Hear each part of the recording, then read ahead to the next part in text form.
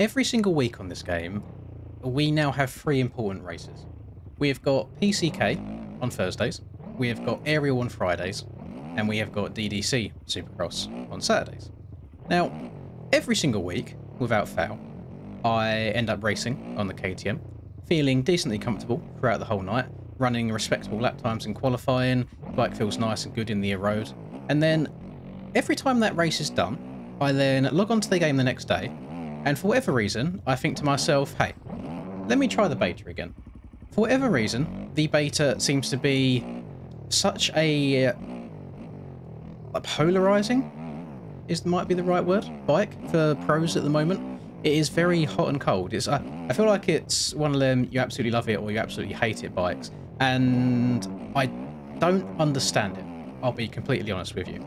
This bike absolutely messes with my head, and every single week, without fail, it gets me questioning on what I actually want to do.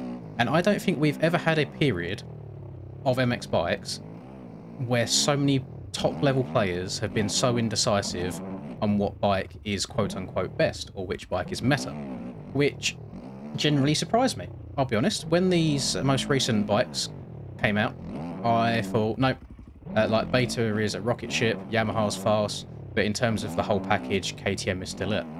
I don't know if that's the case anymore. I never thought I'd be living in a world where I could sit here and say the KTM 450 might not be quick enough. And I'm going to show you reasons why, really. Now, every single time I've hopped on this Beta 450, I have ran faster lap times than my quickest lap time on the KTM. Consistently, as well. Like, I'll get half a second plus quicker than any lap time that I've done on the KTM. And the odd thing about that is it never feels like a quick lap time when I'm running it. Like, the bike feels heavy, it feels sluggish around the corners. Like, a lot of time it does feel like you are just driving a bit of a tank, you know, and you're just going to get around the track. But every single time I get to that finish line, the time is better than my KTM time, and it doesn't make sense. I have a look at the speeds, for example, when I'm going through rhythms, and the speeds look pretty much the same. However, there's one thing about this bike that I think is the reason it might be quick, is that instead of going up in the air and all the jumps, it just seems to want to go forwards. And I don't know if that is because of the weight of the bike coming into play, that the bike just wants to move forwards rather than bouncing upwards. And as we know, the lower you can stay to the ground, the quicker your wheels you'll get on the floor again, and the quicker you can accelerate and start going forwards again. So that's all I can really think of for this bike. Now, running hot laps is one thing. Running consistent hot laps is another thing altogether. And that is something that I am yet to unlock on the beta as such. I think unlock's probably the right word there. Because I can run that one heater once every maybe 4 laps or so. The other laps in between those do tend to be a little bit on the slower side.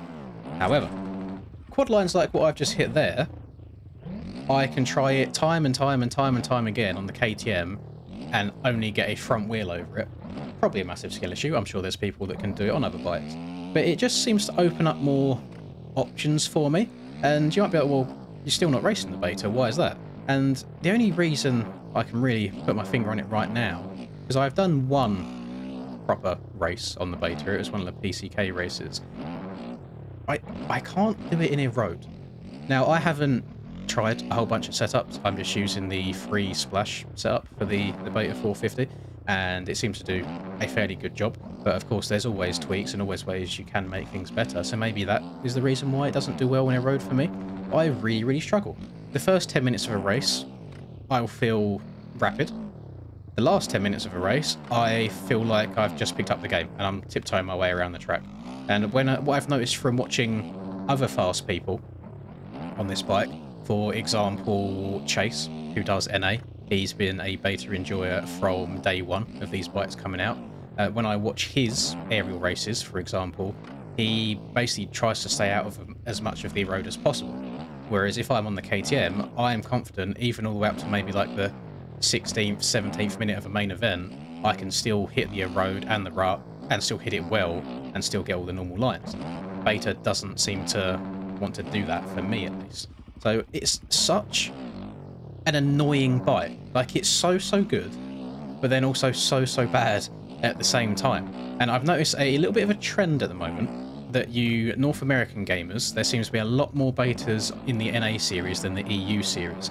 EU seems to be going the way of Yamaha/Husky right now, just depending on who you are. People prefer different bikes. Yamaha seems to be a little bit more planted, whilst the Husky is a little bit more on the nimble side, so it depends just what you want out of your bike. Then on the NA side, a lot of betas at the moment, a lot.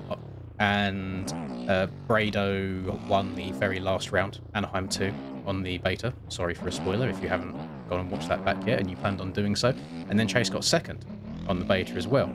Yet, I think you have to go back to 4th place, I think, in EU to see the first beta. I think Rax might have been on a beta in that race, and then a long way back behind that for the next one. It's just a very, very interesting bike, and I never thought we would get that, to be honest. The 250 class does still seem very one bike meta only, and 99% of people ride the Husky. But the 450 class, I think people are still searching for the right answer. I really, really do. I don't think anyone truly has it fully worked out yet. And that's not to say that I'm going to ride the KTM absolutely all season long, because that is not the case at all. I might change at some point. I just need to try and find a level of comfortability on the different bikes. Because you can see that I'm hitting big lines every now and then, but not every single lap. But they're sort of lines I don't think I'd even try and go for if I was on a bike that wasn't the beta. The bike seems to just float through the air. It doesn't feel like I'm going disgustingly quick at all. It's just the jumps that I do hit at a what seems to be normal speed. The bike just really just floats about really, really nicely. Nice and smooth, it's solid, it's planted. But I am on a flat track. I'm not on a really rough one, just stuff like this. I don't think I'd even attempt to go for a quad like that on any other bike. I have only got over that cleanly twice though. I do usually tag the back end a little bit, but I wouldn't even get the front end over it on the KTM. So it's a really, really difficult predicament, I guess, to be in right now, because I don't want to suddenly change bike and then find that I have an awful main event because 10 minutes in it just all goes downhill for me because I can't get the damn thing through the road. But it is disgustingly quick, like really, really, really fast. And I don't know real world, I guess, is measurements the right way of wording it? But I don't know the data of the beta in real life, and I have no idea how it does stack up to other bikes in real world scenarios. I mean, realistically, if it was disgustingly fast, would they not be doing better? I mean, there's a reason why the Bugatti in real life is one of the fastest cars in a straight line, yet you can't really get it around a racetrack very well. Top speed isn't everything. Although most of the time in MX bikes it is a very, very big factor, I'll be completely honest with you. So there's my little beta rambling, or beta, as some of you weirdos say, even though there's one E, not two. I mean, I guess we should start calling it better rather than beta or beta, because it is just clearly better than a lot of the other bikes. And I have a feeling that by the end of the season, we might see more and more people riding this thing as they work it out. The only downsides in it is how it handles the road. Someone will find a setup that makes it munch the road, as well as getting through the whoops clean, as well as getting a good start. So someone will find the right answer for that. So I'll definitely keep an eye out on it. Now, if we are to flip the script in terms of this video, and what we're talking about as well, if you have no idea what track this is, you're living under a rock. This is 2025 Blue by JV, and, I mean, Blue is in the blue. It is the Yamaha test tracks. And there's two tracks here. We've got this one that I've been riding the entire time. Then we have another lighter dirt one over in that direction, which, let me try and hit this quad one more time, and then we'll go over to the other track, which also has some nice quads in there too, which again are a little bit of a stretch on the KTM, but beta makes it nice and easy. Look how well I just floated up and over that. And this track is on the store. It's one track, but it comes as you got timing for these two separate ones, so you can run lap times on both if you want to. And let's just ride around this a little bit, so we can quad out of the corner here. You can then quad all the way into this corner here if you get a good run at it. And then one thing that I've been messing around on when I have been riding this beta is like the trying to get in and out of corners quick. Seems to be a little bit of a trouble on this. Like it does want you to follow the entirety of the turn, and sometimes you do need to get the bike stood up really quickly on the exit corners just to hit a big line. I mean, I was in the wrong gear there. I was in third. You heard how much the bike was bogging, and it just didn't really matter. It still took it like a champ. So very, very interesting machine. Then we just got like this big quad out all the way to the end of the corner here. Although, to be honest, that's probably what you're meant to do anyway, because of how big the jump is that you're taking off of. I believe these two tracks that we've got here are aerial scaling. So the berms feel a little bit different, I'll be honest. That could just be placebo. But I believe the jump sizing and stuff like that might be aerial scaling. It definitely feels slightly on the smaller side. The jumps, however, the jump faces, they feel like they are a bit more of an aggressive transition. So that you have to kind of take the sting out of the jumps, which I really like in my Supercross tracks. I love basically jumps being quite peaky, so they send you up a lot. So it just makes you have to time your rhythms a lot better and just adds another level of skill. And it also makes being consistent incredibly difficult. I mean, spoilers again, Anaheim 2, in my race specifically, I think I crashed twice in the main event. And after getting the whole, bear in mind, got the whole shot, crashed twice over the course of the entire race, and finished third. 11 seconds behind the lead. Cam, I don't think... Did he? He might have crashed once on the opening lap, but other than that, he was very consistent the whole time, and he won. And then Tyler crashed, I think, maybe only once, and got P2. So not only do you have to be quick these days, you also have to be disgustingly consistent as well, which, going back to the whole beta versus KTM in my situation debate, is another massive reason why I'm very, very hesitant to switch things up.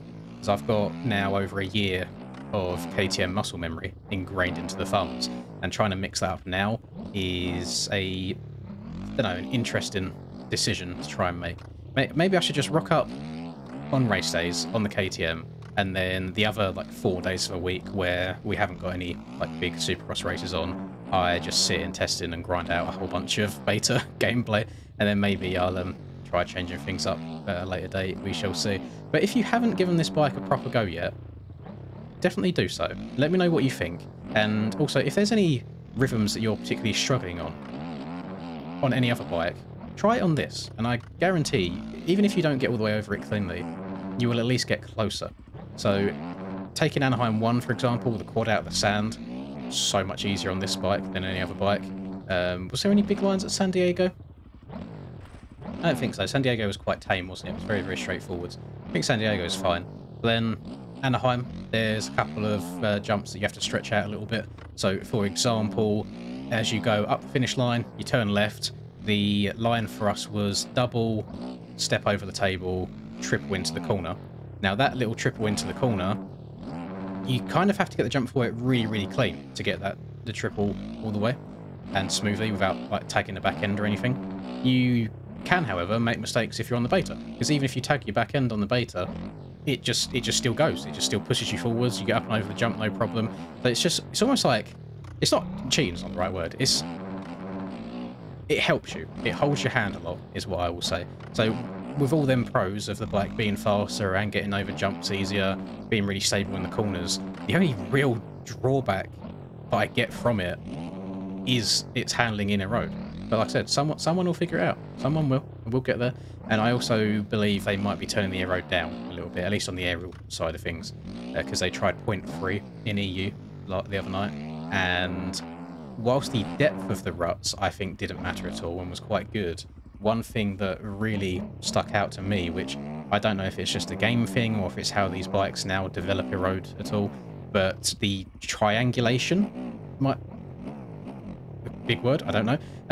The roughness and the pointiness and the square edge that develops in those ruts is not ideal. It'll randomly just yeet you and eject you over the bars. So I think they're going to lower it ever so slightly. So it still gets a decent amount of depth, just without all of the triangles forming it, because it's this game at the end of the day. It's not, as we know, it's not the best optimized game in the world. It can be wonky from time to time. So they're just trying to find a nice, happy medium of what works and what doesn't work. So I don't give the admins too much stick for trying to experiment with different road settings.